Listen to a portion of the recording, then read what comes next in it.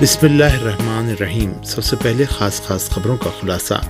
پاکستان کا سیاسی منظرنامہ، صوبہ پنجاب میں سیاسی چپقلش میں شدت، صوبائی اسمبلی کا اجلاس 6 جون تک کے لیے ملتوی۔ ہندوستان میں مرکزی حکومت نے پیٹرول اور ڈیزل پر ایکسائز ڈیوٹی کم کر دی۔ دہلی سمیت پورے ہندوستان میں دونوں پیٹرولیم ایندھنوں کی قیمتیں 100 روپے سے نیچے آ گئیں۔ وحشتناک عالمی وبا کورونا کو کنٹرول کرنے میں ایران کی کامیابی، حفظان صحت کے موضوع پر ہونے والے عالمی اجلاس میں ایران کے طریقہ کار کا جائزہ لیا جائے گا۔ اور یوکرائن جنگ جاری، کیف حکومت نے جنگ بندی کی یورپی تجویز مسترد کر دی۔ جنگ میں روس کی شکست اور اس کی فوج کو ملک سے نکالنے پر اصرار۔ اور اب خبریں تفصیل کے ساتھ۔ پاکستان کے سب سے بڑے صوبے پنجاب میں سیاسی چپقلش میں شدت پیدا ہو گئی ہے اور سیاسی اور صوبائی اسمبلی کا اجلاس 6 جون تک کے لیے ملتوی کر دیا گیا۔ میڈیا رپورٹوں میں بتایا گیا ہے کہ یہ اجلاس اسپیکر پنجاب اسمبلی چودھری پرویز الہی نے بلایا تھا اور اس میں ان کے اور ڈپٹی اسپیکر کے خلاف تحریک عدم اعتماد پیش کی جانی تھی۔ اسپیکر کے بجائے چیئرمین پینل نے اجلاس کی صدارت کی اور تحریک عدم اعتماد کے محرک کی عدم موجودگی کو بنیاد بنا کر اسے خارج کر دیا گیا۔ اپوزیشن کی جماعت تحریک انصاف نے ڈپٹی اسپیکر کے خلاف، جبکہ مسلم لیگ نون کی جانب سے اسپیکر کے خلاف تحریک عدم اعتماد جمع کرائی گئی تھی۔ پنجاب اسمبلی اور اس کے اطراف میں اس وقت بحرانی صورتحال دکھائی دی جب اسمبلی کے دروازے بند کر دیے گئے اور سیکیورٹی اہلکاروں کی بھاری تعداد وہاں تعینات کر دی گئی۔ مسلم لیگ نون اور اس کی اتحادی جماعتوں نے اسپیکر پرویز الہی پر، جبکہ خود پرویز الہی نے مسلم لیگ نون پر سیاسی اثر و رسوخ کے ذریعے اسمبلی کے دروازے بند کرانے کا الزام عائد کیا ہے۔ شیڈول کے مطابق اسمبلی کا اجلاس 30 مئی کو ہونا تھا، تاہم ہفتے کی شام اسپیکر نے اچانک اتوار کو دوپہر اجلاس طلب کر لیا، جسے بڑی سیاسی تبدیلی کا اشارہ قرار دیا جا رہا ہے۔ اسلام آباد ہائی کورٹ نے پاکستان تحریک انصاف کی رہنما شیریں مزاری کی فوری رہائی کا حکم دیتے ہوئے وفاقی حکومت کو معاملے کی جوڈیشل انکوائری کرانے کی ہدایت کر دی ہے۔ اسلام آباد ہائی کورٹ کے چیف جسٹس اطہر من اللہ نے شیریں مزاری کی گرفتاری کے خلاف دائر درخواست پر سماعت کی۔ چیف جسٹس اطہر من اللہ نے آئی جی اسلام آباد کو شیریں مزاری کو گھر تک پہنچانے کی بھی ہدایت کی اور ریمارکس دیے کہ شیریں مزاری کو گھر میں بھی سیکیورٹی دی جائے۔ چیف جسٹس اطہر من اللہ نے شیریں مزاری کا موبائل فون اور دیگر چیزیں واپس کرنے کا بھی حکم دیا ہے۔ دوران سماعت پی ٹی آئی کے فواد چودھری، زلفی بخاری اور دیگر رہنما کمرہ عدالت میں موجود تھے۔ شیریں مزاری کی بیٹی ایمان مزاری بھی ہائی کورٹ کے احاطے میں موجود تھیں۔ درخواست گزار کے وکیل فیصل چودھری اور علی بخاری بھی عدالت میں موجود تھے۔ اس دوران شیریں مزاری کو اسلام آباد ہائی کورٹ میں پہنچایا گیا، جہاں انہوں نے میڈیا سے مختصر بات کرتے ہوئے کہا کہ میرا لاپتہ ہونے کا پہلا تجربہ ہے۔ جب سب کچھ بتاؤں گی جو انہوں نے میرے ساتھ کیا ہے۔ میرا فون ابھی تک واپس نہیں کیا گیا۔ میرا کیس جبری گمشدگی کا کیس ہے۔ عمران خان کی ممکنہ گرفتاری سے متعلق سوال کے جواب میں انہوں نے حکومت کو مخاطب کرتے ہوئے کہا کہ یہ کتنے لوگوں کو گرفتار کریں گے؟ پوری قوم ان چوروں کے خلاف نکلی ہوئی ہے۔ اسلامی جمہوریہ ایران نے پاکستان کے صوبے بلوچستان کے جنگلوں میں لگی آگ کو بجھانے میں مدد کے لیے آمادگی کا اعلان کیا ہے۔ پاکستان کے صوبے بلوچستان کے زوب شیرانی اور ترخور کے علاقوں کے زیتون اور چلغوزے کے درختوں سمیت جنگلوں، زرعی زمینوں اور باغات میں ایک ہفتے سے آگ لگی ہوئی ہے اور اس کا دائرہ مسلسل پھیلتا جا رہا ہے۔ اس آتش زدگی کے نتیجے میں اب تک 3 افراد جاں بحق اور دسیوں زخمی ہو چکے ہیں۔ ارنا کی رپورٹ کے مطابق صوبہ بلوچستان کے کمزور مواصلاتی ڈھانچوں اور لازمی وسائل کے فقدان، بالخصوص آگ بجھانے والے طیاروں کے نہ ہونے کے پیش نظر حکومت پاکستان نے اعلان کیا ہے کہ اسلامی جمہوریہ ایران نے بلوچستان کے جنگلوں میں لگی آگ پر قابو پانے اور اسے بجھانے پر آمادگی ظاہر کی ہے۔ پاکستان کے وزیر ٹرانسپورٹ عبدالواسع اور بلوچستان صوبے کے وزیر اعلیٰ نے اعلان کیا ہے کہ دوست اور پڑوسی ملک ایران پاکستان میں آتش زدگی کو بجھانے میں مدد کے لیے تیار ہے۔ عبدالواسع نے ایران کے متعلقہ حکام سے پاکستانی حکومت کی درخواست اور ہم آہنگی کی جانب اشارہ کرتے ہوئے کہا کہ ایران اپنے مخصوص طیارے بلوچستان روانہ کرے گا اور پھر آگ بجھانے کے لیے بڑا آپریشن شروع کیا جائے گا۔ کشمیر کے بارے میں ہندوستان کے نئے موقف پر پاکستان نے رد عمل ظاہر کیا ہے۔ اقوام متحدہ میں پاکستان کے نمائندہ دفتر نے ہندوستان کی جانب سے کشمیر کو اپنا اٹوٹ حصہ قرار دیے جانے پر رد عمل ظاہر کرتے ہوئے کہا ہے کہ جموں کشمیر نہ کبھی ہندوستان کا حصہ تھا اور نہ ہی ہندوستان کا کبھی اس پر حق رہا ہے۔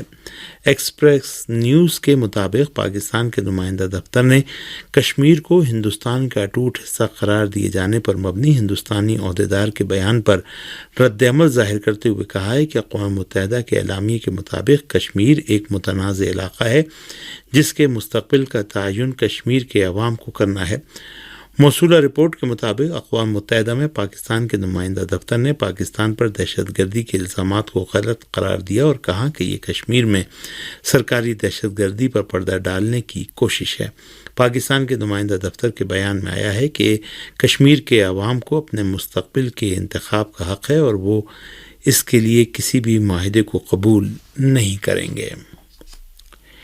ہندوستان میں پیٹرول اور ڈیزل کی قیمتوں میں اتوار کو زبردست گراوٹ آئی ہے۔ نئی دہلی سے ہمارے نمائندے کی رپورٹ کے مطابق مرکزی وزارت خزانہ کی جانب سے پیٹرول اور ڈیزل کی ایکسائز ڈیوٹیوں میں بالترتیب 8 روپے اور 6 روپے فی لیٹر کمی کے فیصلے کے بعد دونوں پیٹرولیم مصنوعات کی قیمتوں میں قابل ملاحظہ کمی آئی ہے۔ یاد رہے کہ ہندوستان کی مرکزی وزیر خزانہ محترمہ نرملا سیتارمن نے سنیچر کی شام سماجی رابطے کی ویب سائٹ ٹویٹر پر اعلان کیا تھا کہ حکومت نے پیٹرول اور ڈیزل کی ایکسائز ڈیوٹیوں میں کمی کا فیصلہ کیا ہے۔ انہوں نے اپنے ٹویٹ میں بتایا تھا کہ وزیر اعظم نریندر مودی کی اجولا یوجنا سے استفادہ کرنے والوں کو LPG سلنڈر پر 200 روپے کی سبسڈی بھی دی جائے گی۔ ہندوستان کی وزیر خزانہ کے مطابق کہ مرکزی حکومت سیمنٹ، اسٹیل اور پلاسٹک کی مصنوعات کی قیمتیں بھی کم کرنے جا رہی ہے۔ پیٹرول اور ڈیزل کی ایکسائز ڈیوٹیاں کم کیے جانے کے بعد اتوار کو دہلی میں پیٹرول 96 روپے 72 پیسے اور ڈیزل 89 روپے 62 پیسے فی لیٹر ہو گیا ہے۔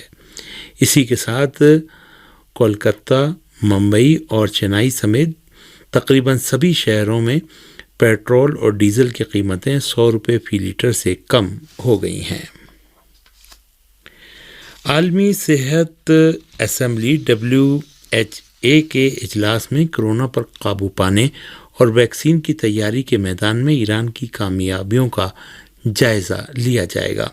یہ بات ایران کی وزارت صحت کے شعبہ عالمی امور کے ڈائریکٹر محمد حسین نیک نام نے ہمارے نمائندے سے بات چیت کرتے ہوئے کہی۔ انہوں نے کہا کہ عالمی صحت اسمبلی کے اجلاس میں صحت سے متعلق اہم معاملات کے جائزے کے ساتھ ساتھ اس بات پر بھی غور کیا جائے گا کہ ایران نے کرونا سے ہونے والی اموات سینکڑوں سے گھٹا کر سینکڑوں سے کم تک میں لے آئے ہیں۔ محمد حسین نیک نام نے بتایا کہ سوئٹزرلینڈ میں ہونے والی عالمی صحت اسمبلی کے اجلاس میں ایران کے وزیر صحت ڈاکٹر بہرام عبداللہی بھی شرکت کریں گے اور ارکان کو کورونا سے متعلق ملک کی کامیابیوں سے آگاہ کریں گے۔ واضح رہے کہ پچھلے چند ہفتوں کے دوران ایران میں کورونا سے مرنے والوں کی یومیہ تعداد میں نمایاں کمی واقع ہوئی ہے اور یہ تعداد 10 سے کم پر آ گئی ہے۔ دنیا کے بہت سے ممالک نے کورونا وائرس پر قابو پانے میں ایران کے نظام صحت کے تجربات سے فائدہ اٹھانے میں دلچسپی ظاہر کی ہے۔ تہران پہلے ہی اعلان کر چکا ہے کہ وہ اس میدان میں اپنے تجربات دوسرے ملکوں کو منتقل کرنے کے لیے تیار ہے۔ یمن کے ایک فوجی ذریعے نے جارے سعودی اتحاد کی جانب سے جنگ بندی کی خلاف ورزی کا سلسلہ جاری رہنے کی خبر دی ہے۔ یمن میں جنگ بندی سمجھوتے پر 2 اپریل سے عمل درآمد شروع ہوا ہے، تاہم جارے سعودی اتحاد ہر روز کی خلاف ورزی کر رہا ہے۔ یمن کے ایک فوجی ذریعے نے سنیچر کی شب المسیرہ ٹی وی کو انٹرویو دیتے ہوئے اعلان کیا ہے کہ جارے سعودی اتحاد اور اس کے زر خرید ایجنٹوں نے گزشتہ 24 گھنٹے کے دوران جنگ بندی معاہدے کی 134 بار خلاف ورزی کی ہے۔ یمنی ذرائع کے اعلان کے مطابق جارے سعودی اتحاد کے جنگی طیاروں اور ڈرون طیاروں نے مختلف صوبوں کی فضاؤں میں جاسوسی پروازیں انجام دیں، جبکہ توپوں سے گولہ باری کی اور راکٹ حملے بھی کیے ہیں۔